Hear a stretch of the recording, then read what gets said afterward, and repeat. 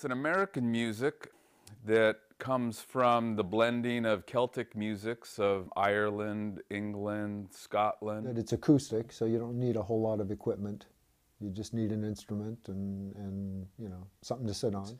It's a social activity as well as a music. So people like it for the music. People like the style of music. They like the instrumentation.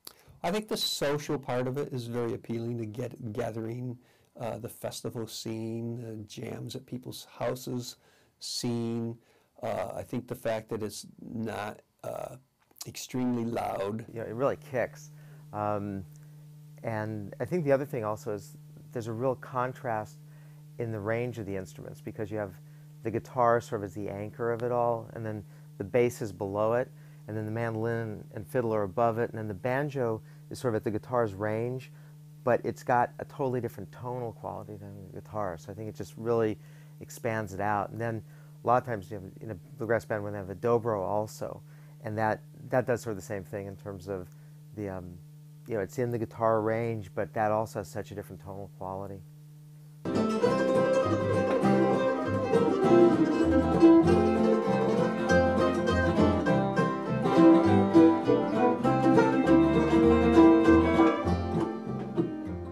Bluegrass at its core is pretty simple. Most of the songs might be 3 chords, and it's not so easy to play at a high level because it's, you know, it can be very fast and very technically demanding.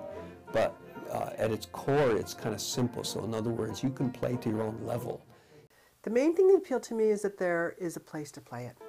There's people to play with, it's easy to access others that play the music, and to be honest, I'd rather play folk, but there's fewer outlets for that. You can't really take the songs too much to heart sometimes, or you wouldn't end up singing them. Every time you say bluegrass, the first thing you get is da da da da da da da da da, you know, dueling banjos, and that's not necessarily a fair characterization of the music. There's always that kind of hillbilly hick aspect.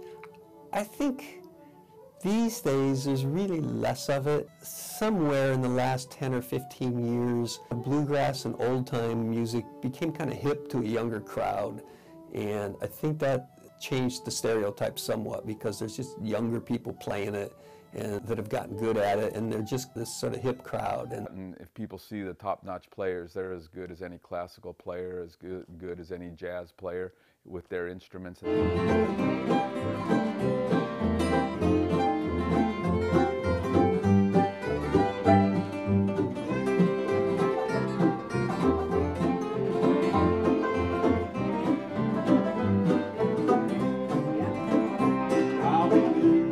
So to me, I think it should go all directions, because that's where bluegrass came from. If you really go back and listen to Ola Monroe's stuff and Flatt and Scruggs and the Stanley Brothers and read the history and figure out how these bands were traveling around the country and how they were playing, they had no sense of, there was no sense that bluegrass was bluegrass. It got called bluegrass later in the 50s with the folk revival, and then they started putting a name to it. Before that, it was country music. It was Bill Monroe would play on stage, Hank Williams would play on stage, Lefty Frizzell would play on stage, and it would all be the same show. And there was, one was an old country music, one was modern country music. And so the music comes from fusion and tradition and going all different directions. I think continue to do that. And then as individual listeners, we can pick and choose what we like. California has always had its own little bluegrass scene happening, and there's been a lot of good music come out of California as well. California is really rooted in traditional bluegrass, even more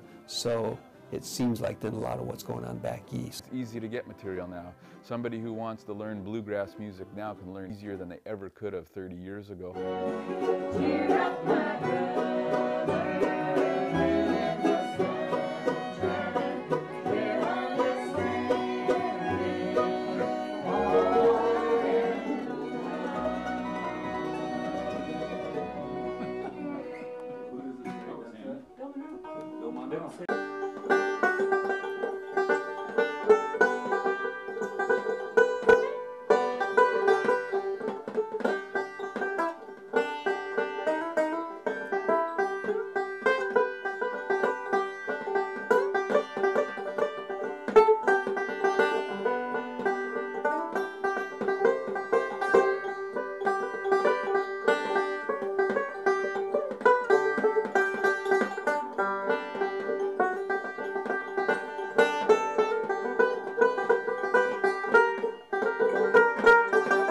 you can kind of see them from coming in here often knowing nothing about the bluegrass world to 4 years later or something being, you know, one of the major players around and organizing jams and maybe starting a band. And so it's kind of fun to watch them go off and you know, get involved.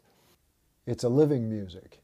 It's something that I'm doing and creating new, you know, even though it's the same stuff that people have been doing for 40, 50, 60 years, to me it's still a learning experience, and playing with my friends is something that's happening now. It's not history.